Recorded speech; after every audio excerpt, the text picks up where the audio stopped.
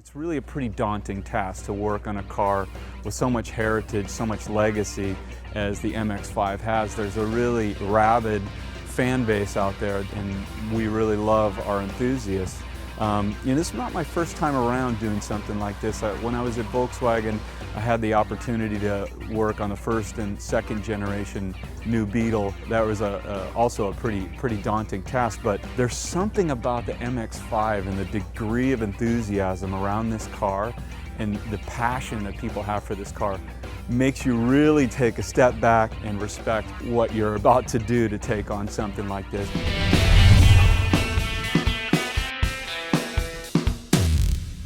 To start with, I think we had a design brief. We didn't want to have two separate entities, exterior and interior. We truly wanted to show one single answer where both interior and exterior blend into one single product.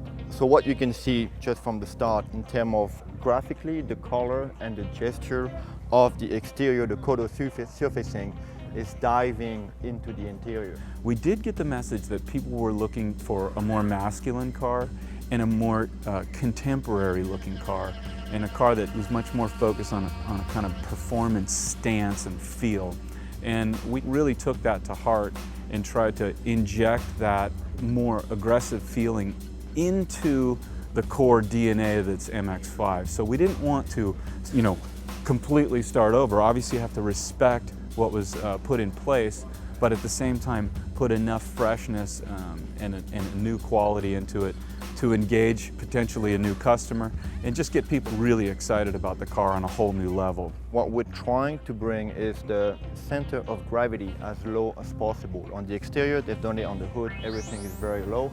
On the interior, graphically, as you can see the mass of the red, we're pushing everything very low. So when you look at the vehicle, again, the vehicle looks slammed, very balanced on its wheel, but extremely low. It's the overall composition of the lower hood, the lighting, the mouth, the lower fang that gives the car a lot more sporty and intense quality to it that was not necessarily the case with the last generation car, or for that matter, the prior generation models. I really attribute the step we took on the front of the car to a lot of the feedback we were getting from the enthusiasts, and just simply, even in our design group, asking ourselves, what's the character of the car that you want to drive as an enthusiast? In terms of ergonomics, we had very drastic rules about ergonomics, where you sit in the car, put the band, close your eyes, and what are the most efficient placement of HMIs while driving.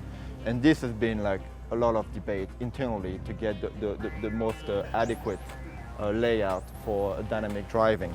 You actually blindfolded yourself when you were working? Actually, you have to, yeah. You have to blindfold and feel in a still position, yeah. Back at the New York Auto Show, we showed the sort of the roller skate for this car, which is the naked chassis and drivetrain for the MX5, and it looks very similar to the way the car has always looked. We've always had the same philosophy for how to make this car work. One of the little details is that you notice we are back to a 4-lug wheel like we had in the beginning. This isn't a weight savings trick so much as it's a hint of how much weight savings we've done. We needed 5-lug wheels on the NC Miata because it was heavy enough that the loads were big enough that we needed 5 lugs. The car's light enough now, we only need 4. We intentionally did not put any hard lines on the side of the car, in contrast to our other new Kodo-inspired products on the road, which have more defined feature lines on the side of the car. With the MX5, we felt it was really important to keep the car pure and keep it clean, and that's really for 2 reasons, because traditionally that has been the case with the 1st gen, 2nd gen, and 3rd gen. The side of the car is very clean, just based on volume, and I think by doing that it keeps the car from becoming too trendy or too in the moment. If you are to look right through this fender at the upright, that used to be a steel piece, now it's a forged aluminum piece. The forged aluminum control arms are similar to the way they were on the NC, but if you look closely, they're much kind of thinner and lighter. We've optimized the size of those like we have with every part of the car. The power plant frame connecting the transmission and diff, it's always been a beautiful formed aluminum piece.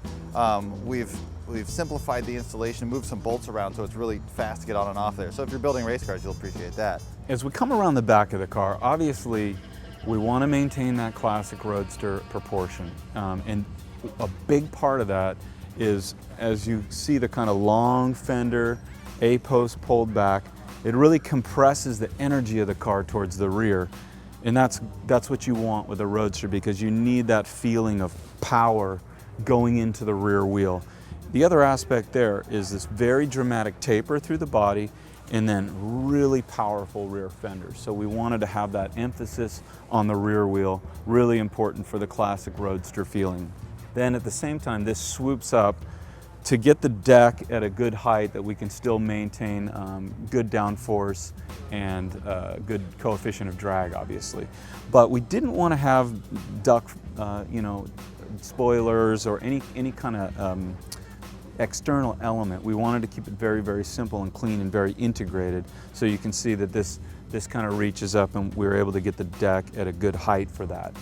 The next point I want to make is you have the taper coming off the rear, really pulling in the taillights, and the way this is done with this scallop really gives a feeling like the bumper's fully integrated into the theme of the car. We don't have a big kind of lower step or offset, and really important to keep the overall rear of the car very, very simple and clean, just like the rest of it. Now, the taillights obviously have their DNA with the original car.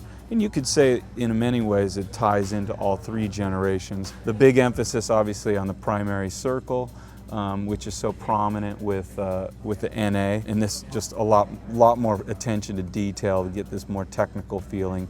And then this element of the blinker really pulling forward on the side of the car, making this dramatic shift from the rear of the car to the side of the car, I think really makes a very, very sleek look.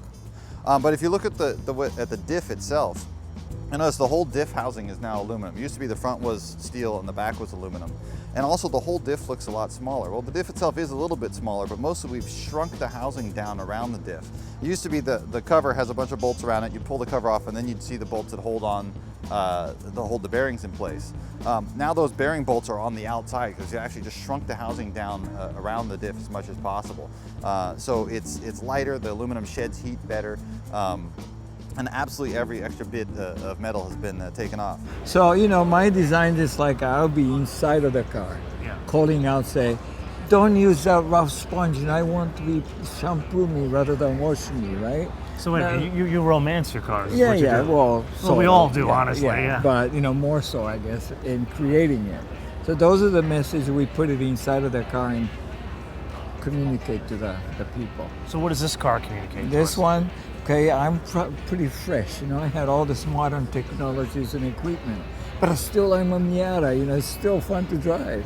Now I'm going to tell you all the specs on the car. Right, MotoMan? Absolutely. Right. So what we were saying here, it was a V8 now, right? And we're going to do, what, an 8-speed manual? And we're going to do, let me guess, leaf spring rear suspension? Okay, so here's how it's going to work. You guys are going to leave comments for Dave, and Dave's going to answer these questions when he can. You're going to come back on the show and you're going to answer these questions, Which right? will be a while, but yes, I will. Yes, but you're a tech guy, though. Oh, I got all the answers. And he rides motorcycles, I so know he's them kind of now. cool. You know them now, so Yeah. tell us now. Nope. You're fired. I would be if I told you. So click here to watch one of our 250 other episodes, click here to subscribe, and can we ask you guys a favor? Can you watch these within the first 36 hours? Because it gets us more views, which gets us more dollars, which get you more episodes. And of course, follow us, MotoManTV, all one word, Facebook, Twitter, and Instagram. I'll see you guys next time.